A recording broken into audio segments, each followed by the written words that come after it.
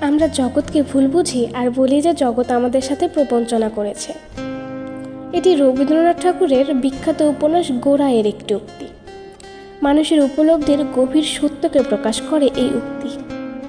আমরা প্রায়শই নিজেদের হতাশার জন্য জগৎকে দোষারোপ করি, ভাবি যে জগৎ আমাদের ক্ষতি করেছে অথবা ভুল পথে পরিচালিত করেছে। কিন্তু সত্যিটা হলো আমাদের প্রবঞ্চনা করে আমাদের নিজেদের ভুল বোঝাবুঝি এবং ভ্রান্ত ধারণা, জগৎ নয়। আমরা আমাদের নিজস্ব পক্ষপাতিতা, আবেগ এবং সীমিত দৃষ্টিকোণের মাধ্যমে জগৎকে ব্যাখ্যা করি। যখন জিনিসগুলো আমাদের প্রত্যাশা অনুযায়ী হয় না, তখন সহজেই ধরে নেওয়া যায় যে জগৎ আমাদের বিরুদ্ধে। কিন্তু যদি আমরা একটু পিছিয়ে দাঁড়াই, তাহলেই বুঝতে পারি যে আমাদের নিজেদের প্রত্যাশাই ভুল ছিল। জগৎ যেমন তেমনই আছে, এটি আমাদের ইচ্ছা অনুযায়ী পরিবর্তন হয় না। আমরা যা দেখি বা বুঝি তা শুধুমাত্র আমাদের মনের প্রতিফলন।